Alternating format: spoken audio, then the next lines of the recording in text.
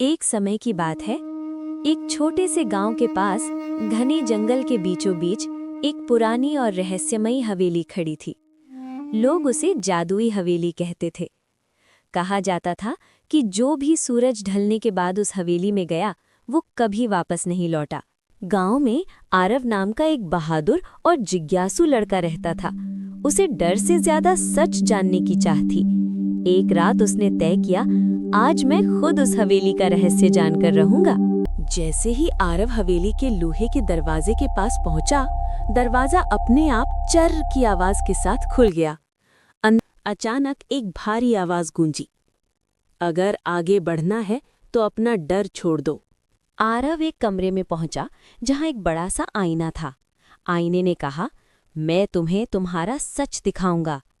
आईने में आरव ने खुद को एक राजा के रूप में देखा, लेकिन अगले ही पल वही राजा लालच में अंधा होकर गिर पड़ा। आरव समझ गया, ये हवेली इंसान के दिल की परीक्षा लेती है।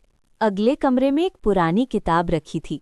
जैसे ही आरव ने उसे छुआ, किताब खुल गई और उसमें लिखा था, जो निस्वार्थ है वही इस हवेली से आज़ाद हो सकता है। अचानक हवेली कांपने लगी, दीवारें चमकने लगी और एक बूढ़ी आत्मा प्रकट हुई।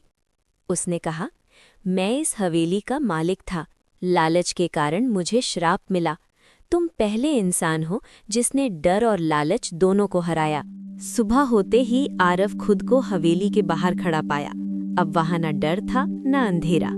गांव वाले हैरान रह गए। आरव ने सिखाया, असल जादू दिल की सच्चाई और हिम्मत में होता है।